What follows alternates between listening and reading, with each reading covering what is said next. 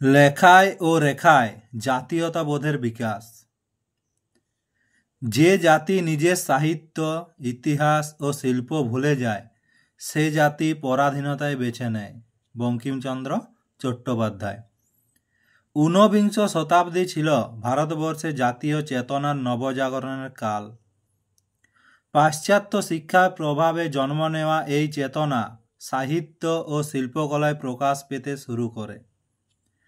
লেখকরা তাদের কলমে এবং চিত্রশিল্পীরা তাদের তুলিতে ফুটিয়ে তোলেন দেশপ্রেম, স্বদেশ চিন্তা ও ঐতিহ্য চর্চা।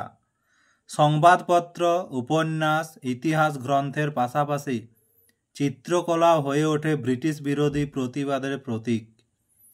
ফলে লেখা ও রেখা উভয়েই মিলিত হয়ে জাতীয়তাবাদের ধারাকে শক্তিশালী করে তোলে। লেখায় জাতীয়তাবোধের পরিচয়। আনন্দমঠ উপন্যাস, বঙ্কিমচন্দ্র চট্টোপাধ্যায়।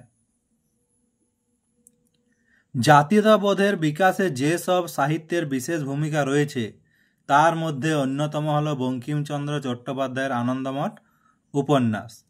এই উপন্যাসটি 1882 সালে বঙ্গদর্শন পত্রিকায় প্রকাশিত হয়। উপন্যাসে মাতৃভূমিকে দেবী হিসেবে কল্পনা করা হয়েছে, যা ভারতবাসীর মনে মাতৃভূমির প্রতি ভক্তি ও স্বদেশপ্রেমের ধারণা জাগায়। উপন্যাসে ব্যবহৃত বন্দে মাতরম গানটি জাতীয়তাবাদী আন্দোলনের প্রধান স্লোগান হয়ে ওঠে। গানটি স্বাধীনতার জন্য অনুপ্রেরণার উৎস ছিল। ব্রিটিশ শাসনের অন্যায়, শোষণ ও অবিচারের বিরুদ্ধে কাহিনীতে পরোক্ষভাবে প্রতিবাদ জানানো হয়েছে। গোরা উপন্যাস, রবীন্দ্রনাথ ঠাকুর। গোরা হলো একটি স্বাদেশিক উপন্যাস। এই উপন্যাসটি 1910 খ্রিস্টাব্দে গ্রন্থাকারে প্রকাশিত হয়। গোরা উপন্যাসে গোরার চোখে দেশের অগণিত দরিদ্র মানুষের দুঃখ কষ্ট ধরা পড়েছে। অশিক্ষিত মানুষের প্রতি এ দেশীয় ইংরেজি জানা তথাকথিত শিক্ষিত ও ভদ্রবেশী মানুষের অবজ্ঞা ও বিদ্রূপ তাকে গভীরভাবে আহত করেছে। গোরা বর্ণ বৈষম্যের তীব্র নিন্দা করে। সে সংকল্পবদ্ধ হয় যে স্বদেশের প্রতি স্বদেশবাসীর শ্রদ্ধা ফিরিয়ে আনাই হলো আসল কাজ। উপন্যাসে রবীন্দ্রনাথ বোঝাতে চেয়েছিলেন ধর্মীয় সংকীর্ণতা জাতীয়তাবোধের পরিপন্থী। এর দ্বারা মানব গোষ্ঠী বা জাতির কোনো মঙ্গল সাধন হয় না। বর্তমান ভারত, স্বামী বিবেকানন্দ।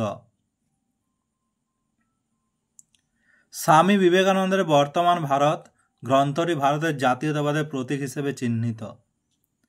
স্বামীজি ভারতীয়দের নিজস্ব ইতিহাস, ঐতিহ্য ও সংস্কৃতির গৌরব সম্পর্কে সচেতন করেন।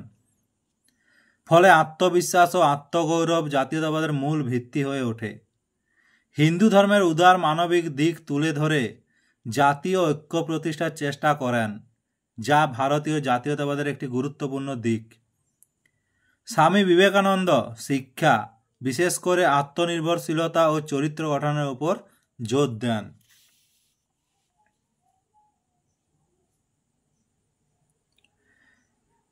রেখায় জাতীয়তাবাদের পরিচয়। ভারত মাতা চিত্র, অবনীন্দ্রনাথ ঠাকুর। 1905 খ্রিস্টাব্দে স্বদেশী আন্দোলনের যুগে অবনীন্দ্রনাথ ঠাকুরের ভারত মাতা চিত্রটি জাতীয়তাবোধ বিকাশে গুরুত্বপূর্ণ ভূমিকা পালন করে। ভারত মাতা চিত্রে দেশকে এক দেবী মূর্তি রূপে দেখানো হয়েছে, যা মানুষের মনে দেশপ্রেম ও আত্মত্যাগের আবেগ সৃষ্টি করে। ভারত মাতা চিত্র শুধুমাত্র একটি শিল্প নয়, বরং ভারতীয় জাতীয়তাবাদের এক গভীর আবেগপূর্ণ প্রতীক।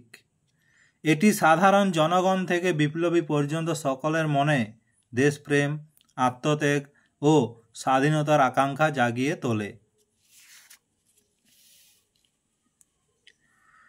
ব্যঙ্গচিত্র, গগনেন্দ্রনাথ ঠাকুর। সমকালীন সমাজ ও ব্রিটিশ শাসনের রূপ যিনি তুলির টানে ব্যঙ্গাত্মকভাবে ফুটিয়ে তুলেছেন তিনি হলেন গগনেন্দ্রনাথ ঠাকুর।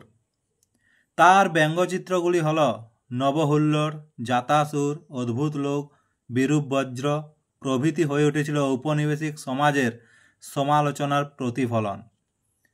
সমাজের নানা অসঙ্গতি ব্যঙ্গাত্মক ভঙ্গিতে চিত্রের মাধ্যমে তুলে ধরেন তিনি। উপসংহার: কলম ও কল্পনা শক্তি জাতিকে দাসত্ব থেকে মুক্ত করতে পারে। রবীন্দ্রনাথ ঠাকুর। ঊনবিংশ শতাব্দীর সাহিত্যিক ও চিত্রশিল্পীরা তাদের সৃজনশীলতার মাধ্যমে জাতীয়তাবাদের যে বীজ বপন করেছিলেন তা পরবর্তী সময়ে ভারতীয় স্বাধীনতা আন্দোলনের ভিত রচনা করে।